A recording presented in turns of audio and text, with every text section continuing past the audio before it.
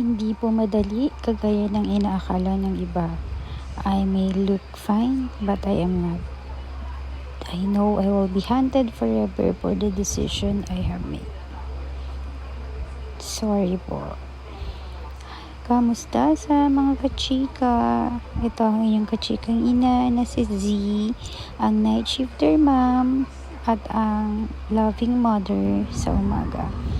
Recently, I made the decision na hindi ko alam na until now, 1 week already, hinahunt down pa rin ako, and this decision will hunt me down until forever, or until ma-realize ko kung ano ba talaga yung essence kung bakit hindi ko ginrab yung opportunity na nandyan na in front of me. I've been given a chance to accept a position sa government.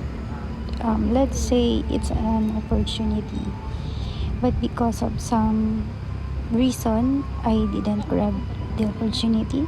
Let's say I miss it, or just miss it. I decided not to grab it, and I know na ganito yung mangyayari. Talagang super depressed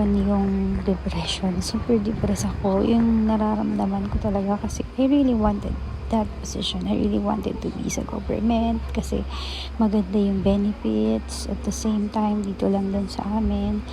But at the same time kasi work from home naman po ako. Ang case lang is panggabi. So iba yung routine ng pagtulog ko, yung body clock ko. I compared the salary ng government versus dun sa work ko ngayon. And yung difference niya is quite a lot. And at the same time, may mga binabayaran pa rin akong bills na kung i-accept ko yung sa government, madetenga yung bayadan ko for let's say 3 months, 2 months, or 6 months. Pero mahabulan ko naman siya kasi sa government daw po, base lang din naman sa mga information is nakaka-loan ka after 6 months ng appointment mo kasi permanent appointment din siya. And then, mababayaran mo na yung mga bills mo na na-past due mo.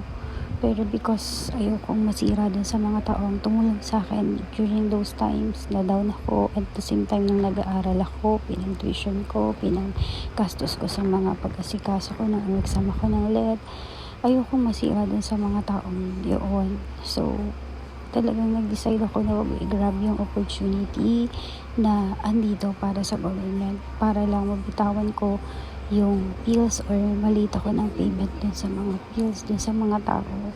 And at the same time, naisip ko rin yung difference